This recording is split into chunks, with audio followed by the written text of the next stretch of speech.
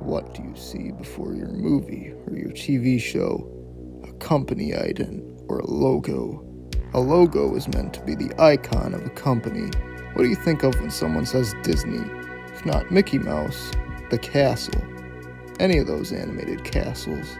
How about DreamWorks? If not Shrek, you think of a boy fishing on the moon. Logos, while sometimes being the subject of annoyance, I just want to watch the damn movie. Let me fast forward past this. Oh yeah, that's right. We have to deal with streaming now. Typically, I don't do streaming because it sucks, but other stuff in particular we may have seen elsewhere that may or may not be renowned. Some of these logos can be considered weird, cheesy, and in some cases, unsettling and scary. So today, we will be taking a look at some of those weird and scary logos. Now, I'm not the first to bring this subject to the table. Many others have done videos showcasing logos, scariest, best, worst, ugliest, cheesiest, wasted. Lots have little to no commentary. Worse, some of those videos, a lot of those videos actually, are done with that ungodly go animate text-to-speech format. But I'm gonna do things the good old-fashioned way, just as it should be done. So go ahead, grab your piece of pizza, grab your bag of potato chips, because who the fuck gives a shit if you want to eat while you watch this video. Now prepare your ass, for we are about to take a look at yet another anomaly.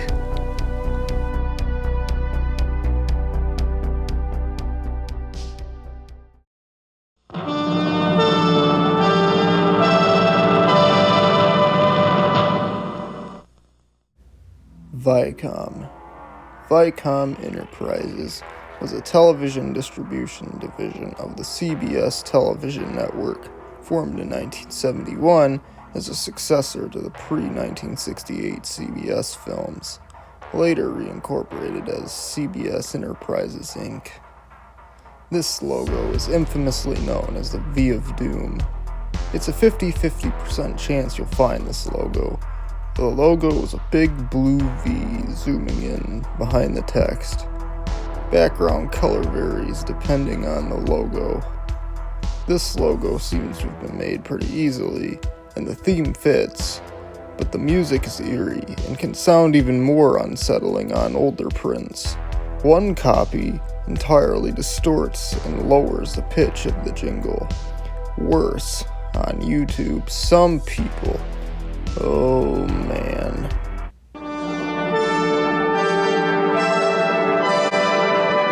Oh god damn it.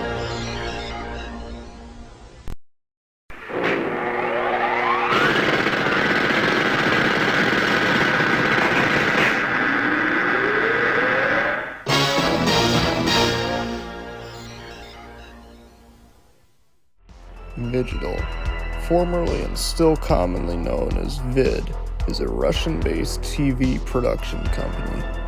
Vid's first logo was infamous in the logo community and is a famous logo in Russia. This logo begins with a ball and a line. The ball falls off of this shaky line platform and then does a pretty trippy effect. Then it goes black and this face comes up. This face is supposed to be the death mask of some guy, which was found in the Museum of Eastern Art in Moscow. However, the museum wouldn't allow Vladislav, the founder, to use the actual mask, so instead he recreated it using computer graphics. For music, we have a dramatic tune with what sounds like jackhammer noises. A few years ago, Vid updated their ident as well as their name to Vigital. This new logo has a toad and an updated face which looks more like the real death mask. The first logo is unsettling. Seizure risk. The death mask comes out of nowhere. The music is weird. And what's worse is when it gets combined with Viacom's V of Doom, where it jumps out and screams at you and actually breaks the screen. Its eyes and mouth are open, bringing the death mask into supernatural territories.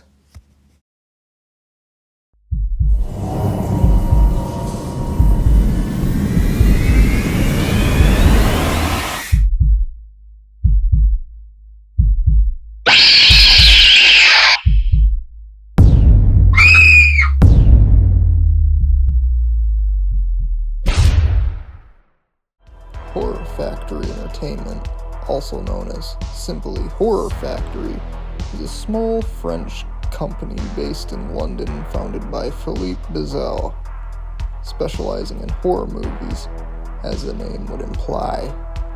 The logo for this company looks like the one image associated with one of the Tony Hawk games, just it's screaming.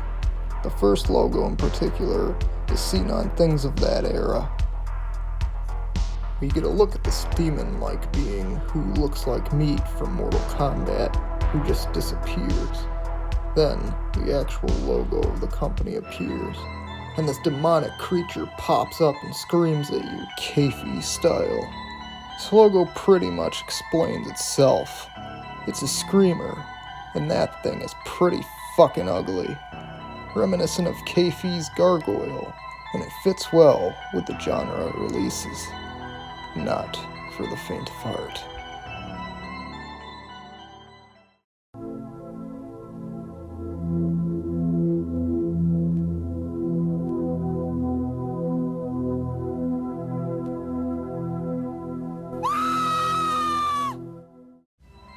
Slaughterhouse Entertainment is Wally Cause's film studio that was solely founded to create the 1988 shot-on-video film 555.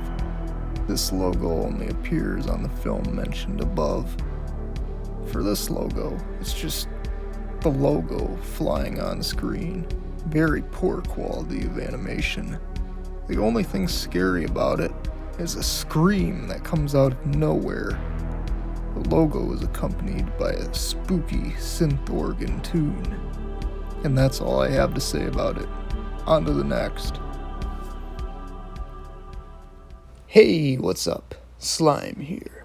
I just wanted to remind you to click that subscribe button to support this channel.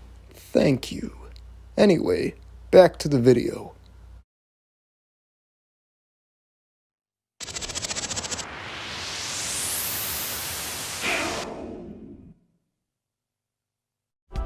Polygram Video was a home entertainment arm of Polygram Filmed Entertainment. On December 10th, 1998, Polygram was sold to Seagram & Sons, the former parent of Universal Studios, now part of NBC Universal, and the video division was sold to USA Networks Inc. and renamed USA Home Entertainment. Now, the original Polygram logo with its weird tune that sounds like it came straight out of a horror film is interesting enough, and the Icarus logo seen on Barney's Great Adventure, that is before Universal bought it, amongst other films, is well animated and pretty cool.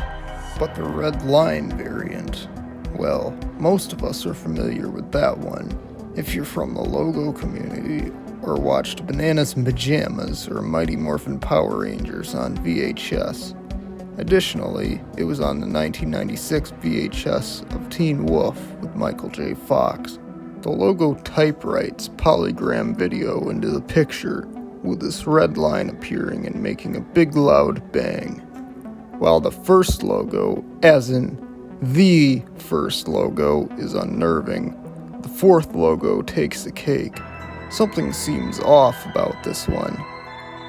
There is also one with a blue background, but the whooshing and shotgun reminiscent noise definitely add to this logo's eerie environment, and I like guns.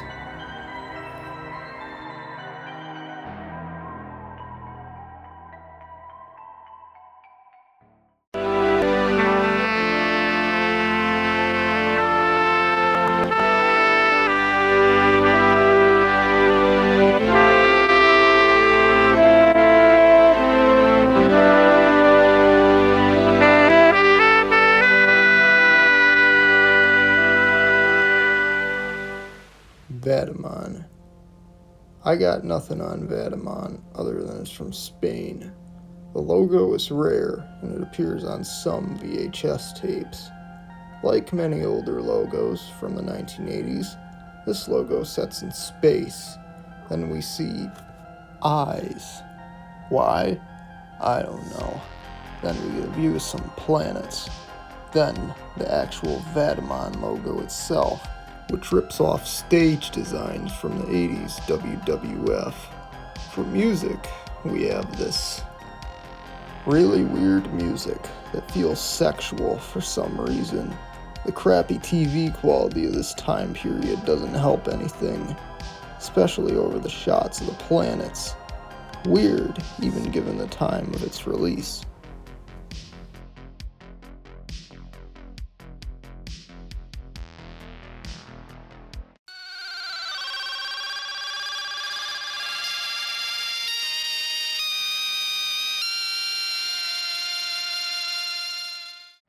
Colombiana de Television is or was a Spanish television station which was founded in 1972. This logo in question was the first one and is extinct. It is unknown where the logo is sourced from. For this logo, we have the top of a stove, in the dark, with a music choice that makes your ears bleed. This almost outdoes the THX Broadway ident. It is very loud. This company would go on to use other logos with pretty much the same music.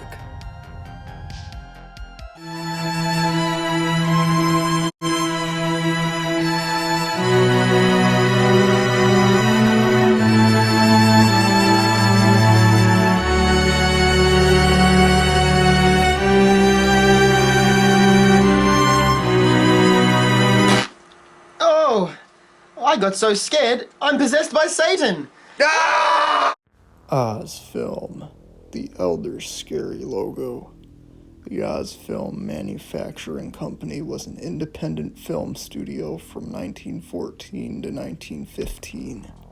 The company is best known for the 3 of its films that survive, albeit with missing footage today: The Patchwork Girl of Oz, The Magic Cloak of Oz, and His Majesty, the Scarecrow of Oz. This one freakishly disturbing logo that the company had, used only for a year, is extremely rare and hard to find. Presumably, the 3 appear on the 3 remaining films. I haven't found any information on where these logos are sourced in particular, as in, are there any VHS or DVD releases of them? Or beta or laserdisc? Update. I managed to track down a rare VHS tape, which actually has the Ozma head plastered on the front cover. None of the wikis source anywhere to find the logos. For this logo, we have... well, that's gonna haunt my dreams again. This logo depicts the floating head of Princess Ozma, portrayed by silent film actress Vivian Reed, who was born in the late 1800s and died in the late 1980s. She lived a long, hopefully amazing life of 95 years of age. Vivian looks around the empty environment, smiling, and is coldly staring me down. Additionally, a source I came across once claimed that another silent film actress, Violet McMillian, played the floating head. I don't know if that's true, or if someone made a mistake on Wikipedia. Usually this logo is silent, but the one we looked at has a really creepy violin tune, which also haunts my dreams. I wonder if it may be the opening score to its film. Either way, the music is just odd and unsettling. There do exist more than one variant of the logo. The one displayed in particular isn't even the original, but I find it to be the scariest of all. The original one is just silent in black and white, with Vivian's head staring you down. Then there's the close-up variant. Why? Why did they have to make her face so close to the screen? Other times, the logo is just displayed in a different color, like red, yellow, or blue. Most of these were likely seen on films that were lost. Bottom line, this logo is weird as all hell. Why ever they went with a floating head out of context is beyond me. She just stares at you smiling and it's rather unsettling. The silence accompanying things adds to the creepy atmosphere, and otherwise the violin tune is strange. The only way that one could gather that this is the Oz Film Company based on this logo is if you happen to know who Princess Ozma was beforehand. I'm the menacing slime, and I call this logo the scariest logo ever made. And that's the end. Thanks for watching this episode of Traumolgia. Tune in next time for our next episode, coming soon. See ya. Ta ta ta ta ta ta ta ta.